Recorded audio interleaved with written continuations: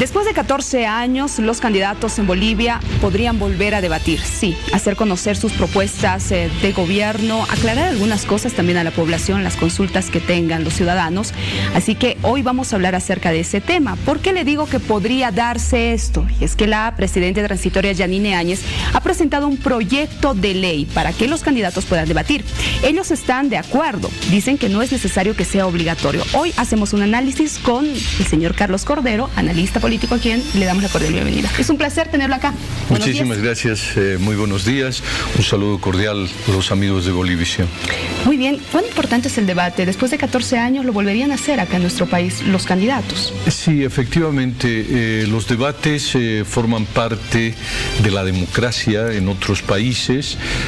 Los debates están formalizados, están institucionalizados, pero en Bolivia, efectivamente, en los últimos 3 periodos constitucionales o elecciones que hubieron desde el año 2005, incluso creo un poco antes, el último debate podría haberse realizado el 2002, que fue una elección previa a la del 2005 que ganó el movimiento al socialismo. Efectivamente no se realizaron debates y surgió la idea de que el expresidente Morales debatía con el pueblo, pero debatía en los medios oficiales, ¿no? Y no existía un intercambio de ideas entre candidatos, sino era el candidato debatiendo con o respondiendo a algunas preguntas de la ciudadanía. ¿Por qué Evo Morales no debatía? Pues porque existe en la teoría del marketing electoral que un candidato que está bien posicionado en las encuestas, cuando va a un debate tiene más posibilidades de perder votos que de ganar. Entonces los estrategas recomiendan que un candidato que se encuentra primero en las encuestas no tiene necesidad de debatir, pero este es un criterio teórico. Desde el punto de vista de la ciudadanía, de la salud de la democracia, es absolutamente pertinente que exista el debate, porque es el único mecanismo de conocer detalles, características, el horizonte, las perspectivas del candidato, de su partido, de las propuestas de gobierno, de tal manera que esto al ciudadano lo prepara con información para que tome una buena decisión y elija un buen gobernante. No es solamente el nombre, ¿no? No es importante elegir solo porque tiene determinado nombre, representa determinado partido político que quizás representa a toda la familia también, que desde hace muchos años votan por X partido. Exacto. Es importante conocer la capacidad del candidato. Sí. Es importante conocer y también hacer preguntas incómodas tal vez al candidato y que éste responda a la ciudadanía. Sí, en ese sí es absolutamente pertinente, porque en un caso en que no hay debate, en que no hay la posibilidad de hacer preguntas de manera libre, el candidato lo que hace es utilizar la propaganda, ¿no? Él dice lo que quiere, lo que le hace ganar votos, pero no está dispuesto a responder preguntas espontáneas que surgen de la gente, de los periodistas, de analistas políticos, ¿no?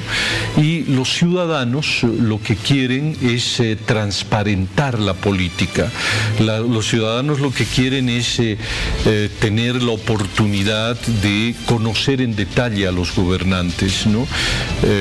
Por eso es absolutamente pertinente. Lo único que no tiene que ser de carácter obligatorio, ¿no?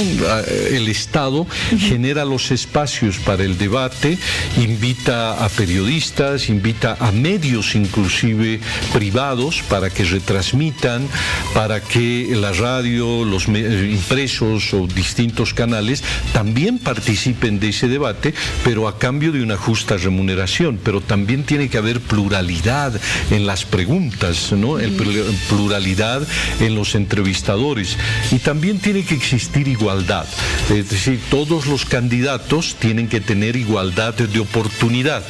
pero también hay que hacer una natural selección entre los candidatos y los partidos que están teniendo, según las encuestas, una buena apoyo ciudadano. De repente darles un poco más de tiempo, reunir en un debate en un día a los 2 o 3 partidos que estén mejor posicionados frente a la opinión pública, para conocer pues detalles de su programa de gobierno o de su personalidad.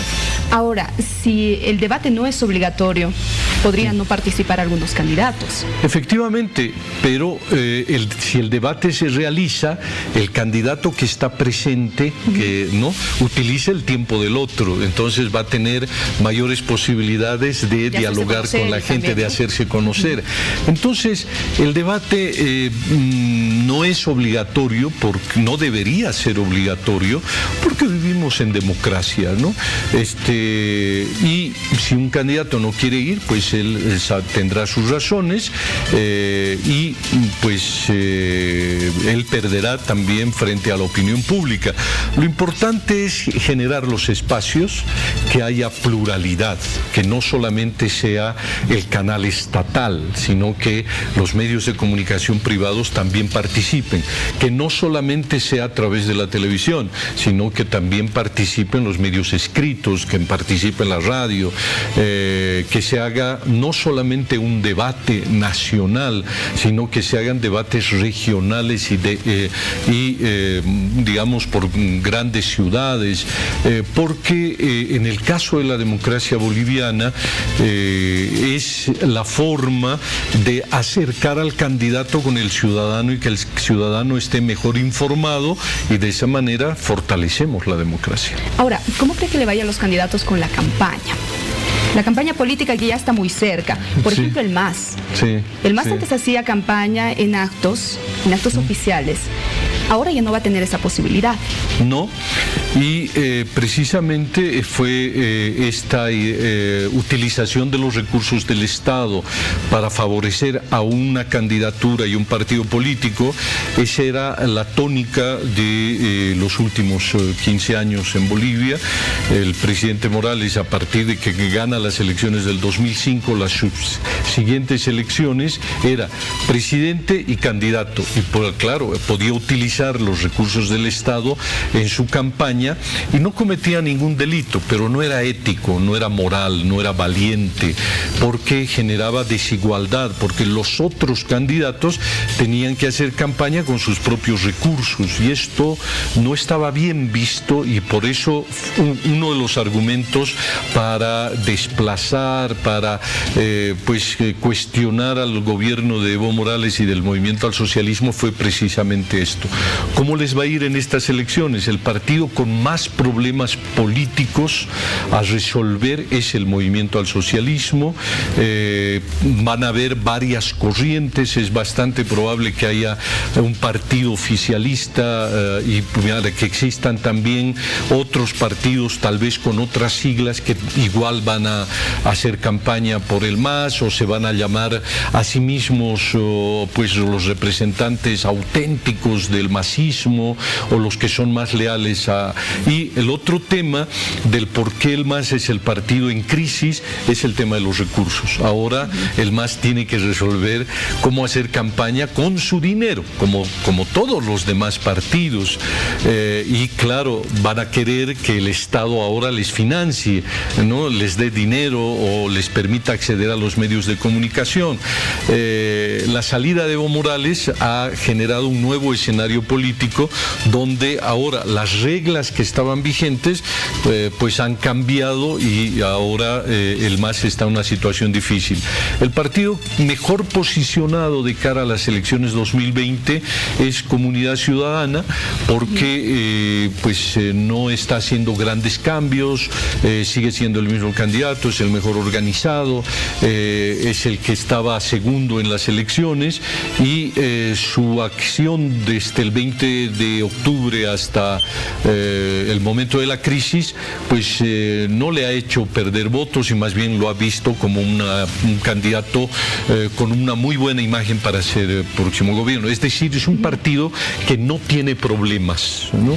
A propósito de comunidad ciudadana y de lo que usted señala, ¿qué pasa con el voto útil? Porque muchos bolivianos le dieron el voto útil a Carlos Mesa. Sí. ¿Ahora será que va a mermar el tema de sus votos en las próximas elecciones?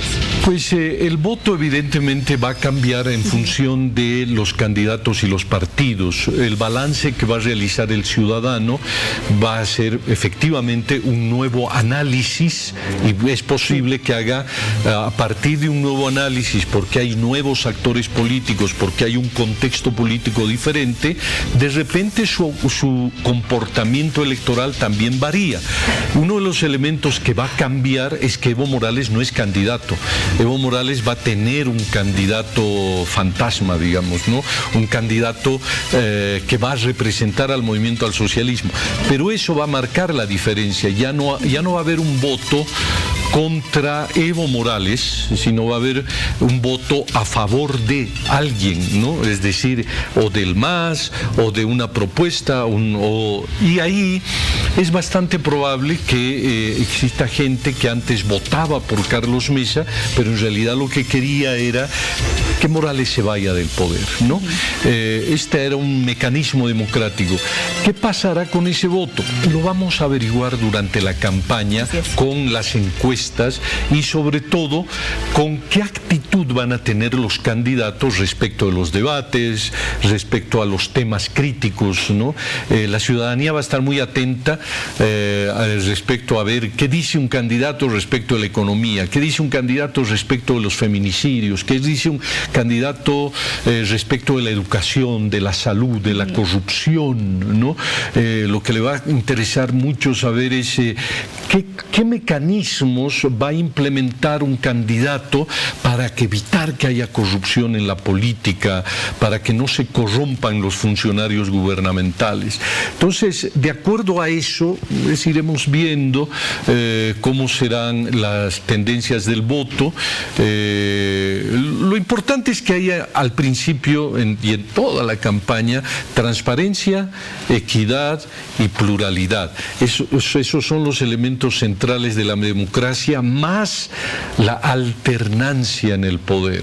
La alternancia quiere decir que exista la posibilidad a través del voto de cambiar de gobierno, no como era antes, como el movimiento al socialismo creía, casi dueño del poder, dueño del Estado, dueño de la historia, ¿no?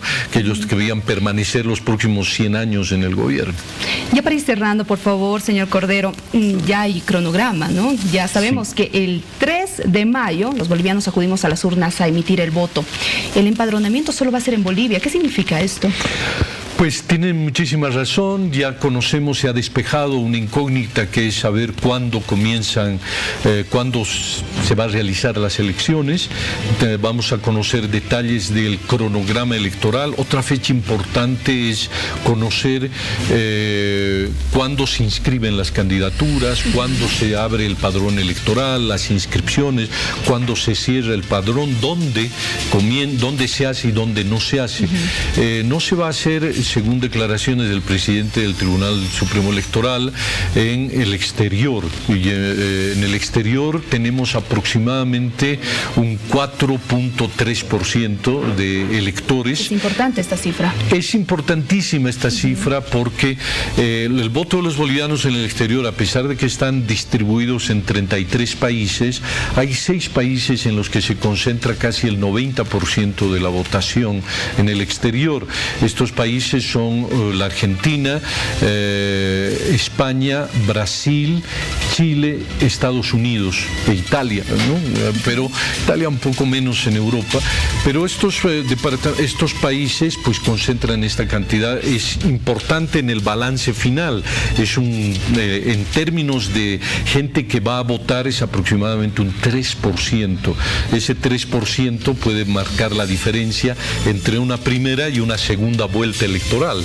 Es decir, si un candidato tuviera el 41% en la primera ronda electoral y un segundo candidato, el que está más cerca del primero, te imaginas que esté en el 29%, es decir, hay 2% de diferencia. De repente ese 2% viene del voto en el exterior, ¿no? Si el candidato igualara en 31-41, en esa situación sí existiría una segunda vuelta electoral. Pero mientras exista una mayor diferencia al 10% entre el primero y el segundo, ya no habría necesidad de una segunda vuelta electoral. Por eso la cantidad de electores es importante, y en este caso que no haya el padrón en la Argentina se debe a cuestiones económicas, cuestiones de tiempo. Evo Morales no podría votar. Exactamente, no podría votar porque Evo Morales está inscrito en el Chapare, vota en el Chapare, pero como ha cambiado de domicilio y no se abre el registro en la Argentina, pues no contarían con el voto de Evo Morales. Esto tiene un trasfondo político, es una ironía de la política y de la vida, que Evo Morales, que ha sido el gobernante de los últimos 15 años, pues no vaya a votar en las elecciones 2020.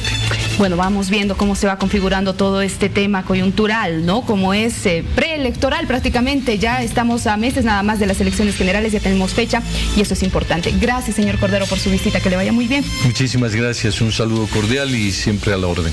Tenemos más en Al Día, sí, es momento de desayunar.